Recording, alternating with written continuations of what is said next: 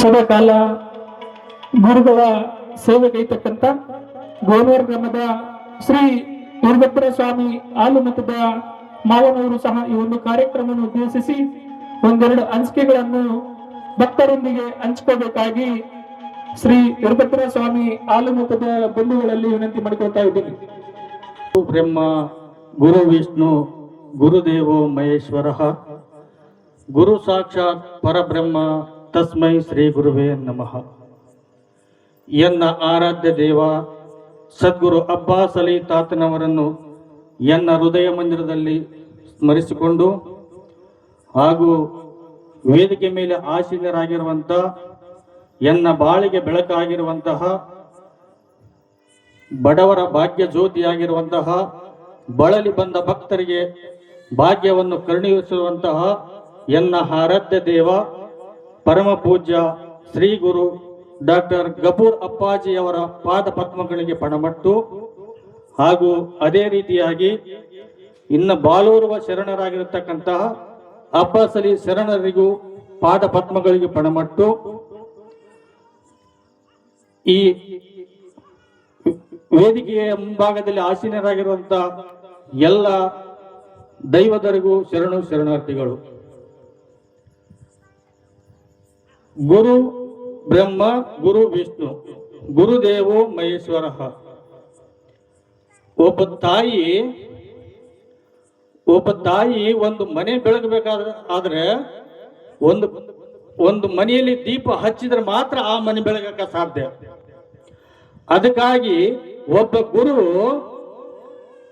ಗುರು ಇಡೀ ಮಾನವ ಕುಲದ ಕೋಟಿ ಮಾನವ ಕುಲದ ಈ ಅಂಧಕಾರ ಅಜ್ಞಾನವನ್ನು ತೊಳೆದು ಸಜ್ಞಾನದ ಬೆಳಕನ್ನು ಹಚ್ಚುತ್ತಾರಲ್ಲ, ದೀಪ ಹಚ್ಚುತ್ತಾರಲ್ಲ, ಇಂಥವರಿಗೆ ಸದ್ಗುರು ಅಂತಾರ. ಅದಕ್ಕಾಗಿ ಗುರುವಿನ ಗುಲಾಮನಾಗುವ ತನಕ ದೊರೆಯದಣ್ಣ ಮುಕ್ತಿ ಅಂತ. ಅದಕ್ಕಾಗಿ ನಾವು ಗುರುವಿಗೆ ಗುಲಾಮನಾಗಬೇಕು. ಯಾಕಂತಂದ್ರೆ ಈ ಜೀವನ ತಾಯಿ ಗರ್ಭದಿಂದ ಹುಟ್ಟಿ ಬರ್ಬೇಕಾದ್ರೆ ಅಷ್ಟು ಸುಲಭವಾಗಿ ಹುಟ್ಟಿ ಬಂದಿಲ್ಲ. ಇದು ಪರಮಾತ್ಮ ಹತ್ರ ಧ್ಯಾನ ಮಾಡದ ಹಾಗೂ ಭಗವಂತನ ಹತ್ರ ಭಾಷೆ ಕೊಟ್ಟು ಬಂದದ. ಏನಪ್ಪ ಅಂತಂದ್ರ ಗುರುವೇ ಭಗವಂತ, ತಾಯಿ ಗರ್ಭದಾಗ ಇರ್ಲಿಕ್ಕಂತ ಈ ಜೀವನ ಗುರುವೇ ಭಗವಂತ, ಈ ಮಲಮೂತ್ರ ಪಿಂಡಾದಿಗಳಿಂದ ನಾನು ತಾಳಲಾರೆನಯ್ಯ, ಬೇಗ ನನ್ನನ್ನು ಈ ಭೂಮಿಗೆ ತರಳಯ್ಯ ಅಂತ ಭಗವಂತನ ಹತ್ರ ಧ್ಯಾನ ಮಾಡ್ತಂತ.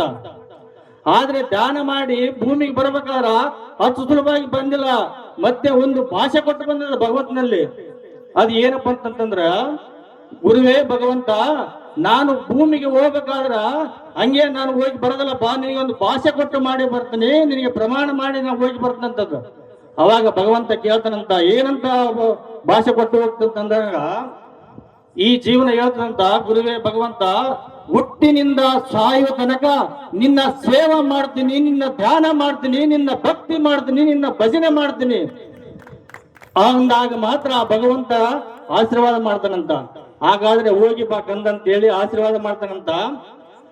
ಆಶೀರ್ವಾದ ಮಾಡಿದಾಗ ಈ ಭೂಲೋಕಕ್ಕೆ ಬಂದಾಗ ಈ ಕಲಿಯುಗದ ಯಾವಾಗ ಗಾಳಿಯನ್ನು ಈ ಹುಟ್ಟಿದ ತಕ್ಷಣ ಕಲಿಯುಗದ ಗಾಳಿಯನ್ನು ತಗಂತದಲ್ಲ, ಅವಾಗ ಎಲ್ಲ ಭಾಷೆ ಕೊಟ್ಟಿದ್ದೆಲ್ಲ ಮರ್ತು ಬಿಡ್ತಂತೆ ಈ ಜೀವನ. ಅದಕ್ಕಾಗಿ ನಾವು ಎಂದೂ ಗುರುವಿನ ಧ್ಯಾನ ಮರಿಬಾರದು. ಗುರುವಿನ ಧ್ಯಾನದಾಗ ಸದಾ ಇರಬೇಕು. ಅಂದಾಗ ಮಾತ್ರ ನಮಗೆ ಏನೇ ಕಷ್ಟ ಕಾರ್ಪಣ್ಯ ಬಂದ್ರೂ ನಮಗೆ ಗುರು ಕೈ ಹಿಡಿದ್ದಾನ. ಅಂತ ಗುರು ನಮ್ಗೆ ಇವತ್ತು ದೊರಕೇನಂತ ಮೇಲೆ ನಾವು ಪುಣ್ಯಾತ್ಮರಂತ ತಿಳಿಸುತ್ತಾ ನನ್ನ ಎರಡು ಮಾತುಗಳಿಗೆ ವಿರಾಮ ಕೊಡ್ತೀನಿ. ಓಂ ಶರಣು ಶರಣಾರ್ಥಿಗಳು. ದೊರೆಯದಣ್ಣ ಮುಕ್ತಿ, ಪರಿಪರಿ ಶಾಸ್ತ್ರಗಳು ಓದುದಿಲ್ಲ ತಿಳಿತಕ್ಕಂಥ ಅವತ್ತು ಬಂದಿದ್ದು ಸಲುಗಿಂತ ಚೂಟಿ ಬಿಟ್ಲಲ್ಲ, ಅವಾಗ ಮರ್ತು ಬಿಡ್ತಿದ್ದು ತಾನು ಮಾಡಿರ್ತಕ್ಕಂಥ ಪ್ರಮಾಣ. ಮತ್ತೆ ನೆನಪಾಗಬೇಕಾದ್ರೆ ಯಾರು ಬೇಕಂದ್ರೆ ಗುರು ಬೇಕು. ಗುರು ತೋರಿಸದಲ್ಲದೆ ಕಾಣಿಸದನ್ನ ಸಾರು ಚೆಲ್ಲಾದ ಮುಕ್ತಿ. ವೇದದ ಮೊದಲಿನ ಮೂಲವಿದು, ವೇದಿನಿಯೋಳು ತಾ ಬಂದಿಹುದು, ಆದಿಹನಾದಿಗೆ ತುಂಬಿಹುದು, ಗುರು ಸಾಧರಿಗೆಲ್ಲದೆ ಕಾಣಿಸದಂತ ಎಂಬ ನಾನುಡಿಯನ್ನು ಮಾತಾಡತಕ್ಕಂಥ ವೀರಭದ್ರ ಸ್ವಾಮಿಗೆ ತುಂಬಾ ಧನ್ಯವಾದಗಳನ್ನು ಅರ್ಪಿಸುತ್ತಾ